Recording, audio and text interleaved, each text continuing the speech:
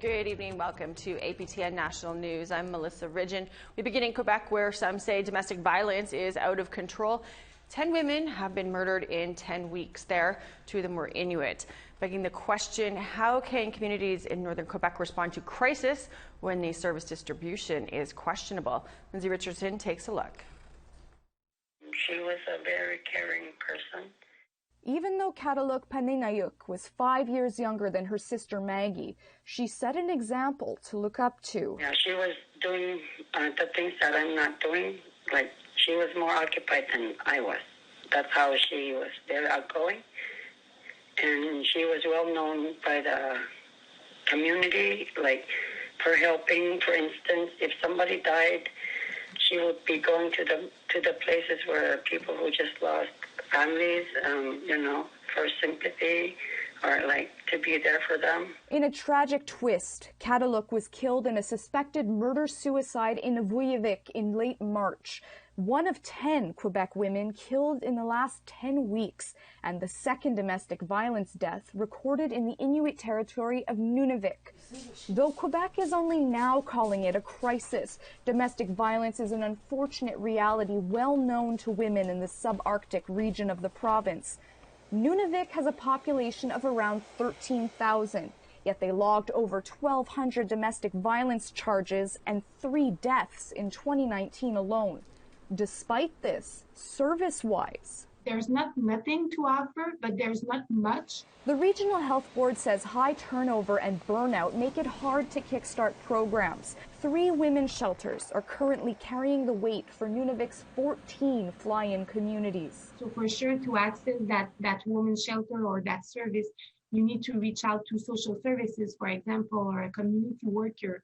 And then you sometimes have to make the difficult choice to either leave your community to go somewhere else or stay in the community, but with all that goes with it. So, according to Indigenous Services Canada, more than 70% of Inuit communities nationwide do not have access to emergency shelters or alternative housing. The feds have pledged hundreds of millions of dollars to correct it. Quebec, in its 2021 budget, pledged under $5 million to address domestic violence as a whole. Those who understand the Nunavik-specific context know it's not enough. The population has suffered a lot over a small period of time, and there's a lot to address, and there's self-esteem to be rebuilt as individuals, but also as a culture and as a community. To counter the issue of domestic violence, the MMIWG National Inquiry called for communities to, quote, educate men and boys about the unacceptability of violence against Inuit women and girls. See here, there's a nice driftwood that they picked up off the island. In Inukjuak, men's association UNOC is doing their part by taking young men out on the land for teachings and healing. There's some youth now that have, single mothers that do not have the fathers in their picture anymore, that can teach those skills. There's other target groups, the ones that are just coming out of the justice system, that are coming out of prison. They have no employment. There are a lot of the employment opportunities of them have been closed because they have criminal records. So we support them as well, put them, helping them to get back on their feet. Tommy Palliser says other communities in Nunavik are interested in starting their own programs, but securing funding requires creativity. Needed so much in so many ways, I guess you can say, and we can certainly sleep a lot better. You can say that. Maggie agrees. Service gaps hurt men back home as much as they do women. Before her sister's murder, Maggie left her community to seek treatment in the South. She spent 20 years in an abusive relationship and credits counseling for saving her life. I needed to heal from my childhood, like growing up, not just with my ex, going through counseling and going through detox. Taught me how to value myself. People who don't have things like that, who don't have a place of their own, who's struggling, they don't really get to do anything at all because there's nothing that they can really do. Now, Maggie hopes Inuit men and women can get the help she received. because no one should have to lose a sister like she did. We have to let go if our loved ones, even though that we don't want them dying. And if we let them go, that's the best remedy for the life of ours. Lindsay Richardson, APTN National News, Montreal. 5 First Nations on the west coast of British Columbia are celebrating after a unanimous decision by the BC Court of Appeal that recognizes their right to harvest and sell fish. APTN's Tina House has that story.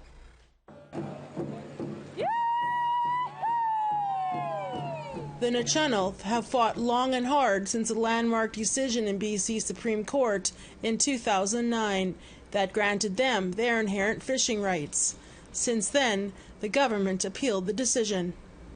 Now, almost 11 years later, the Nuu-chah-nulth have once again won in the courts after the BC Court of Appeals unanimously agreed with them. It's been a long time coming, and it's about time, What the court upheld was a lot of the original decision and ruled that the government was not justified in infringing on our right to harvest and commercially sell aquatic resources. Atleo says it's a victory that's going to affect future generations. I'm old enough to have been around when our community was totally self-sustained. And we looked after each other and we built our own homes, not with any government assistance, but ourselves because we could. And we want to return to that way of life. It's taken not only time, but a tremendous amount of money to get to this point. But for the Nuu-chah-nulth Nation, it also means being able to continue a way of life that they inherited from their ancestors. We have a right to be a part of, an inherent right to be a part of commercial fisheries on the coast. Because there was a government that recognized our reservations, small little dots on the coast of British Columbia, because First Nations depended on the ocean. Not a complicated thing, but they have very short memories. And they had an agenda with regards to First Nation people, and it was not a good agenda. It was about doing away with our people, and they've tried that in many different ways, and we've survived all those ways. The court's decision means they can start harvesting fish and shellfish and start to develop a much-needed economy, as well as showing what true reconciliation means. I think that we've got an opportunity now to help the government actually put some substance and definition to what reconciliation really is. Tina House, APTN National News, Vancouver. Well, it's time for us to take a quick break, but still ahead, an update on the third wave of COVID making its way across the country. Stay with us.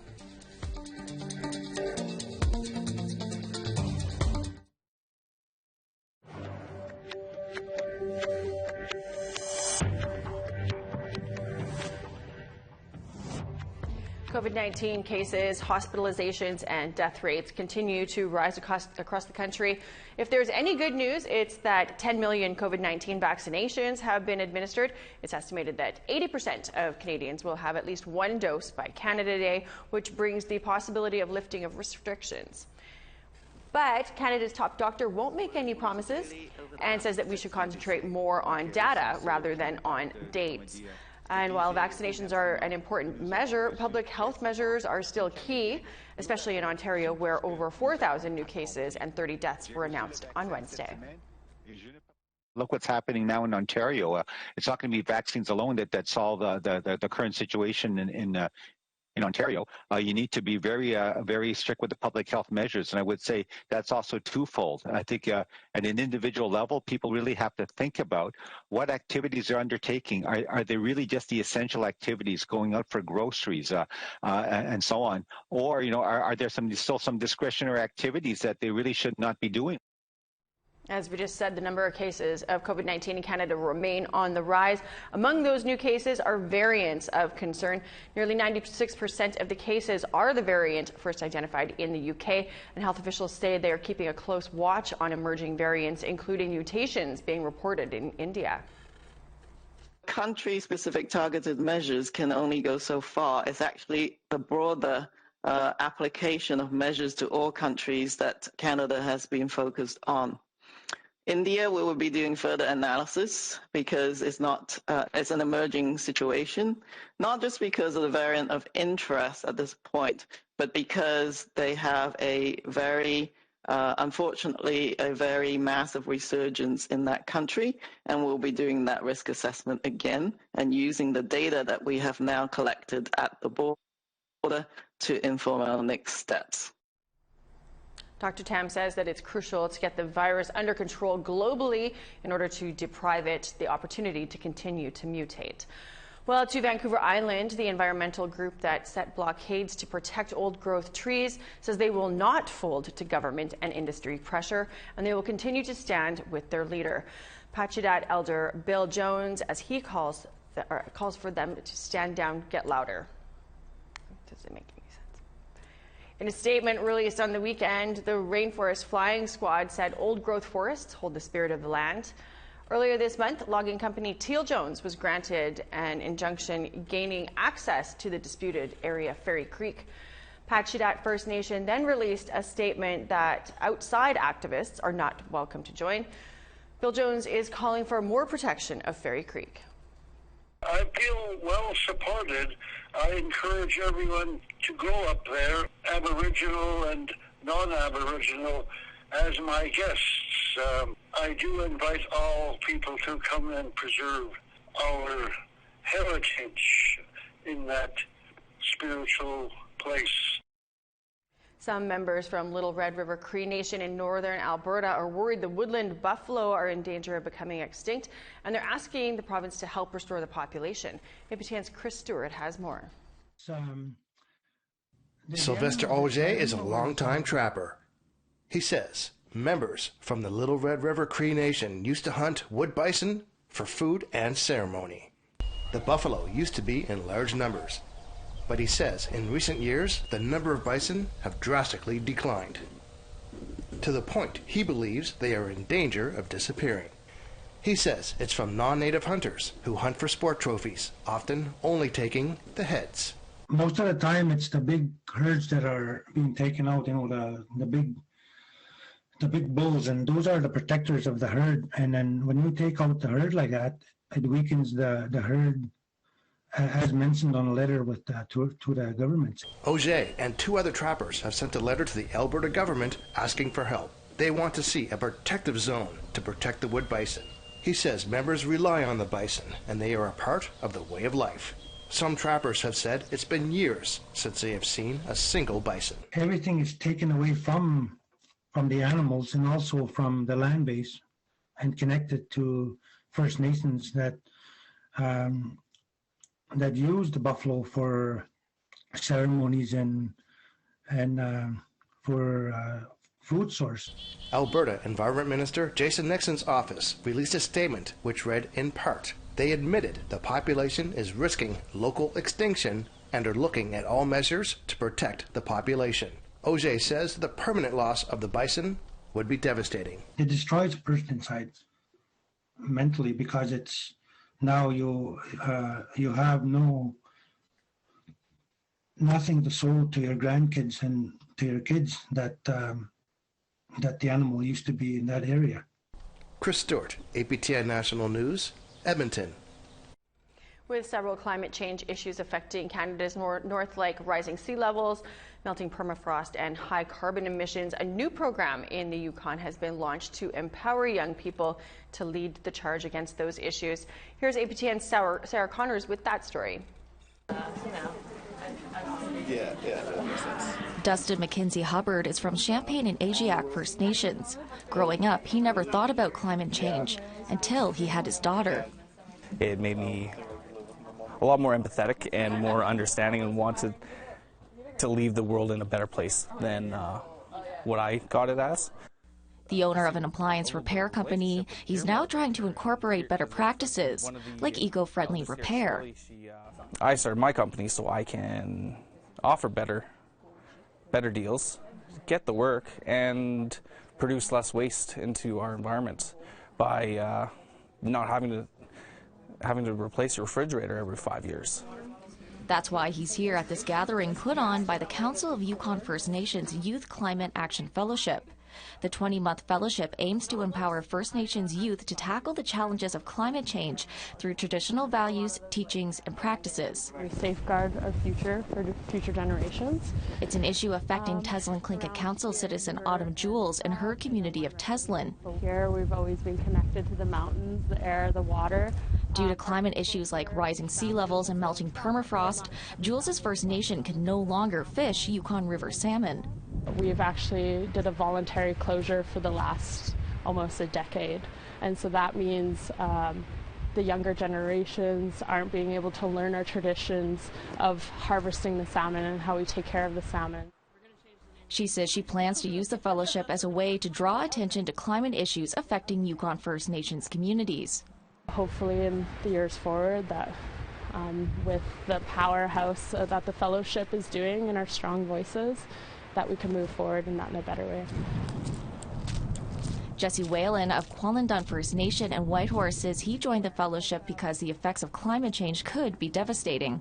No more hunting, no more fishing, you know, no more fresh air, no more clean water. There's a lot of things that would happen. He says it's important that First Nation youth's voices are heard. Honestly, like, who else will? I haven't seen many other people do it. The fellowship is still in the early stages, but eventually the youth here will help co-create a Yukon First Nations climate vision and action plan for release in spring 2022. We're the next generation that's going to be teaching the youth when we're older, you know? We kind of need that kind of knowledge and the teachings that we're being taught. Sarah Connors, APTN National News, Whitehorse. It's time for another break, but still ahead, addressing racism in sport. Plus, we hear from some powerhouse women entrepreneurs. Stay with us.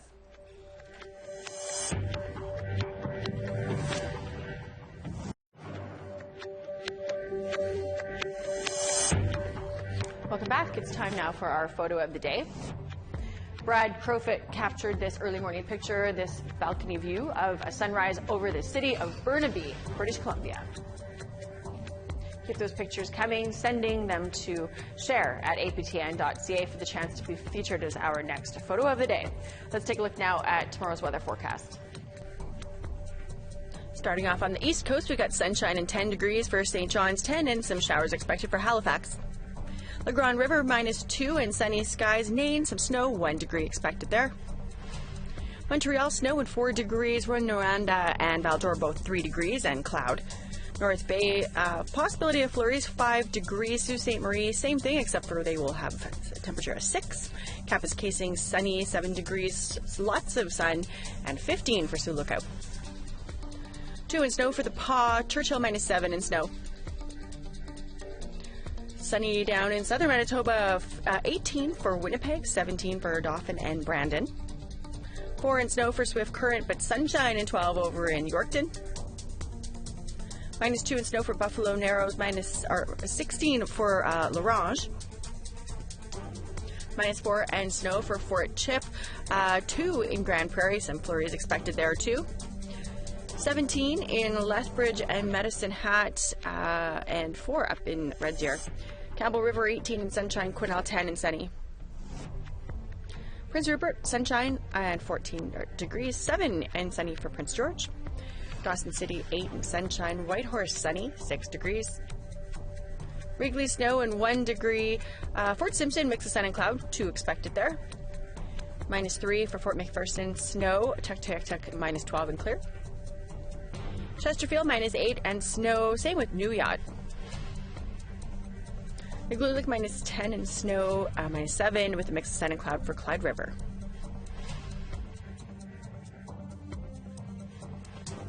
In Winnipeg, several nonprofit organizations have launched an anti-racism in sport campaign. Our Daryl Stranger explains. The Anti-Racism in Sport campaign is developed by Immigration Partnership Winnipeg, a nonprofit organization designed to make immigrants and newcomers feel at home while promoting inclusion among all minorities. and the goal of the campaign seeks to address all levels of racism. The campaign's approach includes a research project, school presentations, public awareness campaign, and an anti-racism in sport accord. While so often we judge somebody's participation in sport on their athletic abilities, what is often left out of the discussion is how racism and discrimination impacts an athlete's access and participation to sport, and sometimes impedes it from those athletes actually participating in sport. So our public awareness campaign emphasizes that anti-racism action is needed to create a truly equal playing field. The research project will have focus groups with athletes and community members and collect data on the lived experiences of racism.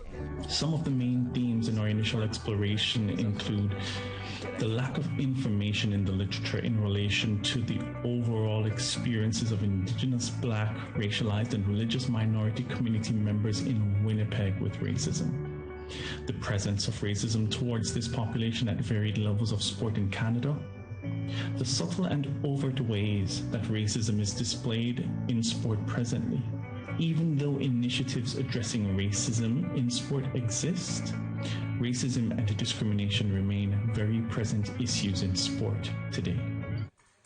Daria Hekera-Palmer is a former Canadian national team athlete in fencing and is now the campaign project manager. She hopes this campaign will inspire other cities and provinces to take on this initiative. I think this is where we're hoping for it to start.